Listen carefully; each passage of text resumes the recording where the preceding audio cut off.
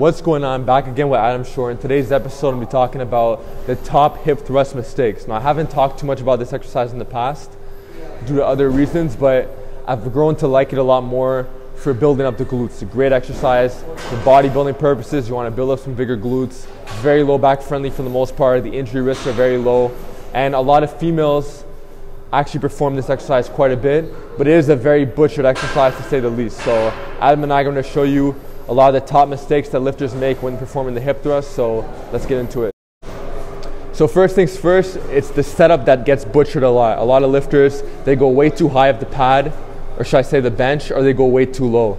So you'll see some lifters where their upper traps are just hanging off the bench, and then one wrong move, they slide off and pretty much screwed. You got other lifters who go way too high, or should I say way too low. So you want to find the sweet spot. This really depends on your body fat, your height, anthropometry, all that stuff, along with your genetics. But overall, you have to find that sweet spot where you're really comfortable and where you could put out the most power production. So I'm just going to show you the wrong way, with the traps literally just hanging off the bench. This is not what we're looking for. You could probably snap your neck if you do this. And there's other lifters who go way too high, where it's pretty much their lower back that's just on the bench. These are very extreme examples, obviously, but we're not looking for either of one of these. We want to have the sweet spot. So for Adam, it's more or less it's mid-upper back area, and that's going to give him some good power production and the least chances of injury. So secondly, it's the range of motion where we're actually doing the lift. So it's very butchered in the sense that a lot of lifters don't go high enough and they don't go low enough. So if you want to get the glute benefits, you need an appreciable amount of range of motion when you're doing the exercise. So ideally what I'm looking for is proper alignment of the shoulder, the hip, and the knees. So Adam's going to demonstrate the wrong way with a very partial range of motion. So he's not getting the hips through, he's not getting the glute activation he's looking for. We want to do instead is go a lot higher without hyperextending low back. So as you can see right here, the shoulder, the hip, and the knee is very well aligned. You can even go a slight bit higher right there, and that's the sweet spot for the glutes. So thirdly, it's cocking the head back and just shooting the chest up. This is not what we want. We want to keep a neutral head positioning, and we want to do more of the work with the glutes going up and down as opposed to the chest just shooting back along with the head. So Adam's going to demonstrate the wrong way to do it. Notice how the head, neck is just hyperextending and the chest is just shooting up. We don't want this. What we want to do instead is keep a neutral head position. We tuck the chin. The chest is nice and proud.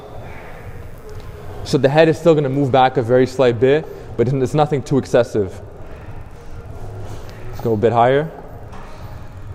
Just like that. So fourthly, what we're looking for is vertical shins. We want the shins to be as vertical as possible, so that way we've got good power output, and more stress is going to be on the glutes because we're really sitting into our heels. So if the feet are way too back, we're going to shift more weight onto the toes and we're going to get too much quad involvement. We don't want that. So Adam's going to demonstrate the wrong way with the feet too close. So as you can see, the heels are going to rise from the floor. We don't want that. Kind of looks like a sissy squat or something. Then you got the other way where people have the feet way too far forward.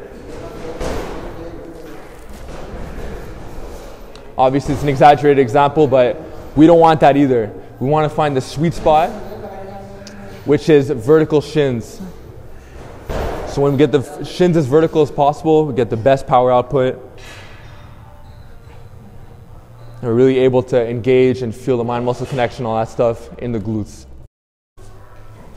So last but not least, bar positioning. We want to make sure that the bar is in the right spot on the body for obvious purposes. So right above the pelvis, slightly above, is the sweet spot for many people, especially males. So I'm just going to demonstrate right now. Here's the bar in the right spot. Getting set up, tucking the chin. Squeeze the glutes, come up. Go a little higher.